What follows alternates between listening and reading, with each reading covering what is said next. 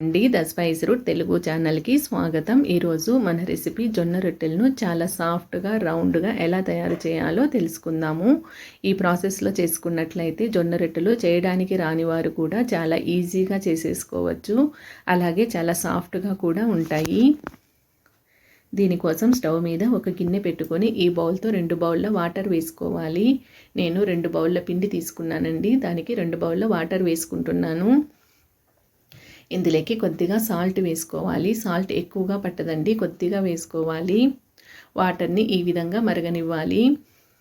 బాగా బాయిల్ అయిన తర్వాత స్టవ్ ఆఫ్ చేసేసుకొని అందులోకి జొన్న పిండిని వేసుకోవాలి. దీన్ని స్పూన్తో ఒకసారి బాగా కలుపుకోవాలండి. వాటర్ వేడిగా ఉంటాయి కదా, చేత్తో కలపకూడదు, స్పూన్తో కలుపుకోవాలి. ఒకసారి పిండి మొత్తం కలుపుకున్న తర్వాత దీన్ని చల్లారనివ్వాలి. కొద్దిగా గోరువెచ్చగా ఉండే వరకు చల్లారనివ్వాలి. ఈ విధంగా చల్లారిన తర్వాత దీన్ని ఒక ప్లేట్లోకి తీసుకోవాలి. చేతికి కొద్దిగా ఆయిల్ రాసుకొని ఈ పిండిని బాగా కలుపుకోవాలండి. నేను వీడియోలో చూపిస్తున్న విధంగా పిండిని బాగా ఒక 10 నిమిషాల పాటు కలుపుకోవాలి. పిండి బాగా సాఫ్ట్గా అయిపోవాలండి. ఈ విధంగా పిండి కలుపుకున్న తర్వాత మూత పెట్టుకొని మరొక 10 నిమిషాలు నాననివ్వాలి. 10 నిమిషాలు నానిన తర్వాత పిండి మనకు బాగా సాఫ్ట్గా అయిపోయి ఉంటుందండి. ఇప్పుడు వీటిని కొద్దిగా పెద్ద పెద్ద ఉండలుగా తీసుకోవాలి. మనం చపాతీ ఉండల కంటే కొద్దిగా పెద్దవిగా తీసుకుంటే సరిపోతుందండి. ఈ విధంగా ఒక పూరి ప్రెస్ తీసుకోవాలి. కొద్దిగా పెద్దదిగా ఉండేటట్లయితే జొన్న రొట్టెలు కూడా కొద్దిగా పెద్దగా వస్తాయండి. ఒక బటర్ పేపర్ని కానీ కవర్ని కానీ ఈ విధంగా రౌండ్గా కట్ చేసుకోవాలి. 2 పేపర్లు కట్ చేసుకోవాలండి. ఇప్పుడు వీటికి కొద్దిగా ఆయిల్ అప్లై చేసుకోవాలి.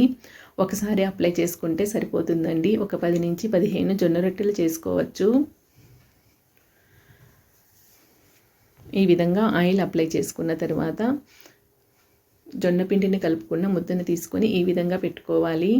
కొద్దిగా చివర్లో పెట్టుకోవాలండి, సెంటర్లో పెట్టుకోకూడదు. మన హ్యాండిల్ ఉన్న వైపు కాదు, ఆపోజిట్ వైపు కొద్దిగా చివర్లో పెట్టుకోవాలి. పైన ఇంకొక బటర్ పేపర్ని పెట్టుకొని ఈ విధంగా ఒక్కసారి ప్రెస్ చేసుకోవాలి.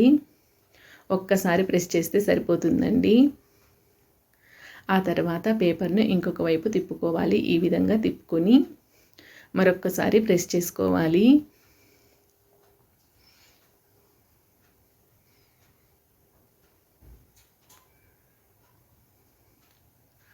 అంతేనండి, చాలా రౌండ్గా వస్తాయి, అలాగే చాలా పల్చగా కూడా వస్తాయి.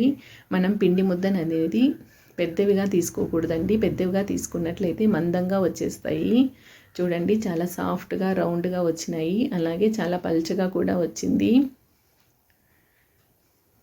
స్టవ్ మీద పెనం పెట్టుకొని బాగా వేడెక్కనివ్వాలండి. వేడెక్కిన తర్వాత ఈ జొన్న రొట్టెలు వేసుకొని అటు ఇటు కాల్చుకోవాలి.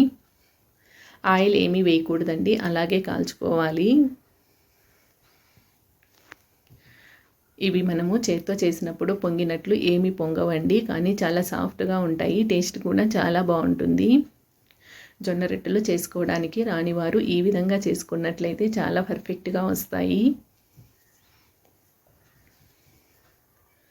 వీటిని మనం ఇంట్లో చేసుకున్న ఏ కర్రీతో అయినా తీసుకోవచ్చండి, చాలా టేస్టీగా ఉంటాయి. మంటను హై ఫ్లేమ్లో పెట్టుకొని కాల్చుకోవాలి. అటు ఇటు 2 వైపులా కాలే విధంగా కాల్చుకుంటే సరిపోతుందండి. ఈ జొన్న రొట్టెలను ఏ విధంగా ప్రెస్ చేసుకోవాలో మరొకసారి చూద్దాము. ఈ విధంగా జొన్న పిండిని తీసుకొని కొద్దిగా చివర్లో పెట్టాలండి. ఒక్కసారి ప్రెస్ చేయాలి. పిండి ముద్ద అనేది పెద్దదిగా తీసుకోకూడదు. మన చపాతీ పిండి కంటే కొద్దిగా పెద్దదిగా ఉండే విధంగా తీసుకుంటే సరిపోతుంది. ఈ విధంగా 2 సార్లు ప్రెస్ చేసుకుంటే సరిపోతుంది. చూశారు కదా, జొన్న రొట్టెలు చాలా ఈజీగా ఎలా తయారు చేసుకోవాలో. ఈ వీడియో కనుక మీకు నచ్చినట్లయితే లైక్ చేయండి, మీ ఫ్రెండ్స్ అండ్ రిలేటివ్స్కి షేర్ చేయండి. అలాగే ద స్పైస్ రూట్ తెలుగు ఛానల్ని సబ్స్క్రైబ్ చేసుకోండి. ఈ రొట్టెలు ఈవినింగ్ వరకు కూడా ఇదే విధంగా సాఫ్ట్గా ఉంటాయండి, అస్సలు గట్టిగా అవ్వవు.